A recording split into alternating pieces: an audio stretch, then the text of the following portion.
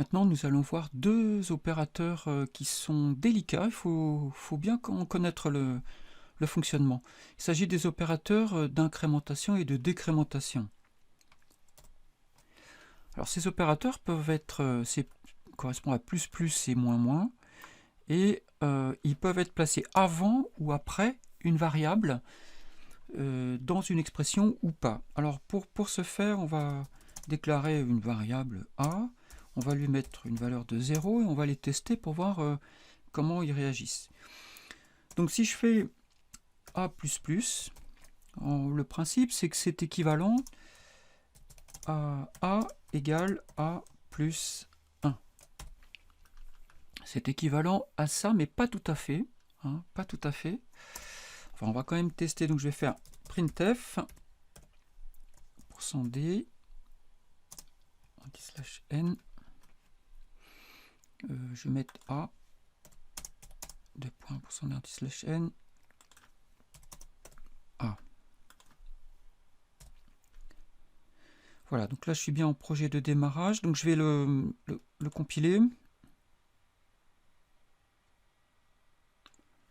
Je le lance. Donc A vaut 1, il valait 0, je le crémente de 1.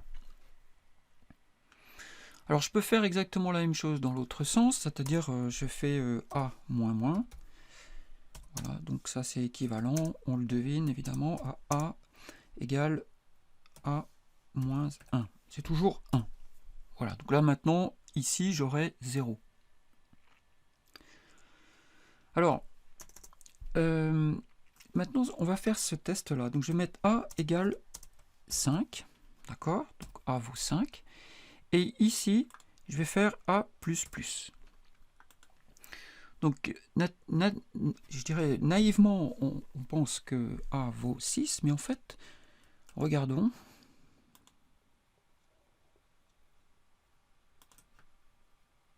Eh ben non, A vaut 5. Comment ça se fait? Ben, c'est-à-dire que là, A se trouve pris, A++ se trouve pris dans une expression.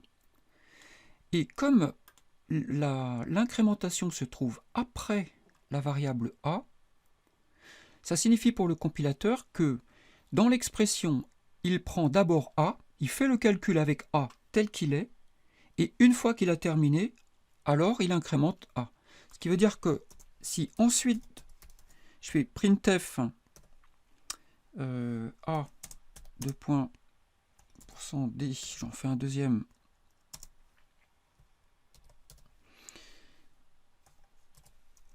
avec A tout seul comme ça. Là, cette fois-ci, donc là, on avait 5. Et là, en fait, je vais avoir, c'est après l'expression, la première expression, que j'aurai 6. Donc je régénère. Et voilà. Alors ça, il faut faire attention. Parce que dans certains cas, on peut faire des erreurs à cause de ça. Par contre, il y a des situations où au contraire, c'est pratique, c'est pour ça que ça existe. Par exemple, quand on fait des piles, ou dans certains traitements de chaîne de caractères également. Alors je vais remettre, A égale 5, pour que ce soit pas trop, qu'on se perde pas en fait. Et cette fois-ci, l'incrémentation, je vais la placer avant. Hein, donc je vais faire plus A. Voilà. Donc c'est pareil que pour A++. Quand il est tout seul, c'est équivalent à A égale A plus 1. Voilà. Là, je vais faire ça. Donc, alors, bon. Par contre, là, il y a une différence. La différence, c'est que si je reprends, je vais reprendre ces lignes-là, je vais les modifier. Hop.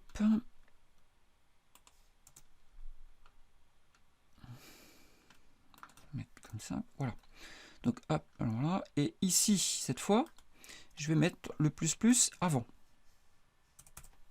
Voilà. Alors attention, ça ne sera pas la même chose. Alors qu'est-ce qui va se passer? Quelle sera la transformation, la modification? Cette fois, on dit au compilateur, d'abord, tu incrémentes A, et ensuite, tu prends le résultat pour ton expression.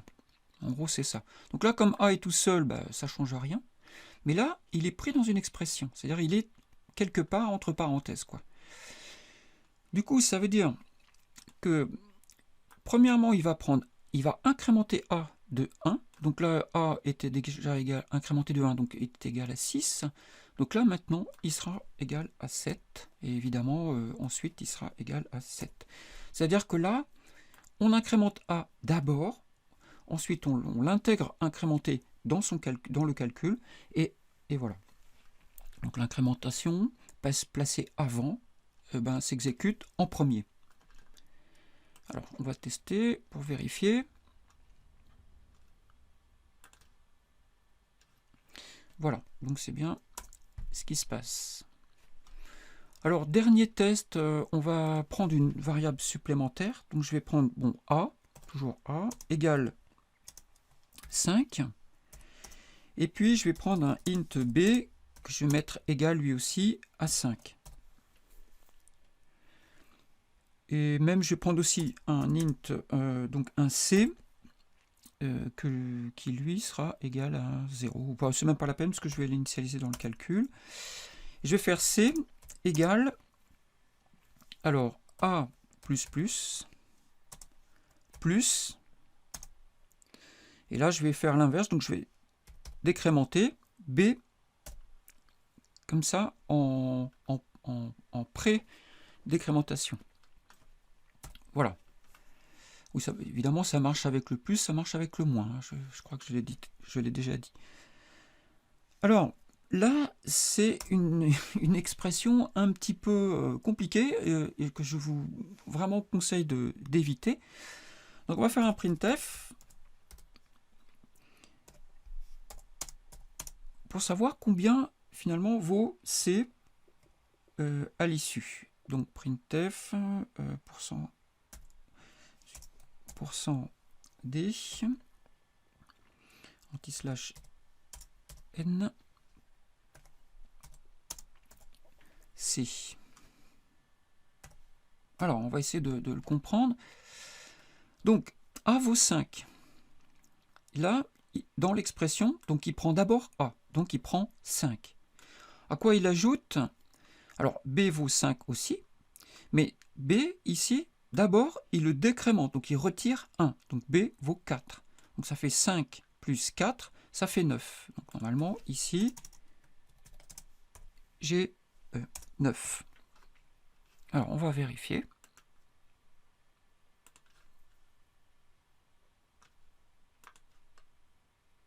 J'ai bien 9. Alors, il est clair que ce genre de choses, c'est à éviter.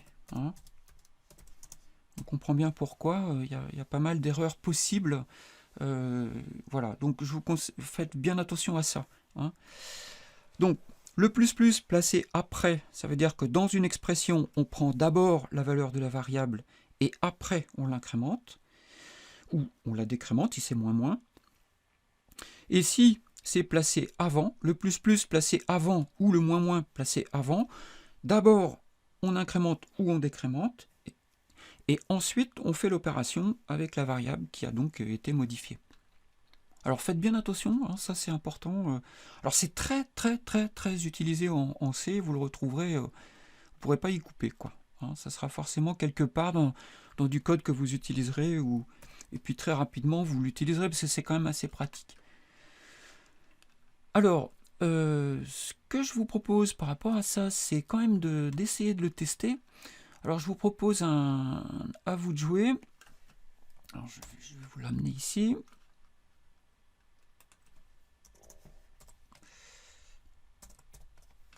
Alors, à vous de jouer. Donc, je vous propose 2 exercices. Donc, ça correspond dans le livre à ça. Alors, c'est dans un programme. Donc, écrire un programme qui lit une valeur entière entrée par l'utilisateur. Hein, et on va tester, en fait, l'incrémentation, décrémentation à partir d'une variable i et d'un printf. C'est un peu ce que je viens de faire, mais ça vaut le coup d'essayer. Alors, deuxième possibilité, Je vous donne un programme qui est celui-ci. Alors ça, c'est à faire de tête. Évidemment, si vous le compilez, ben, vous aurez les résultats. Mais ce qui serait intéressant, c'est de faire d'abord d'essayer de trouver les solutions. Et puis après, de vérifier avec l'ordinateur, avec le compilateur, si vos solutions sont bien les bonnes. Donc ces fichiers, vous pouvez les retrouver.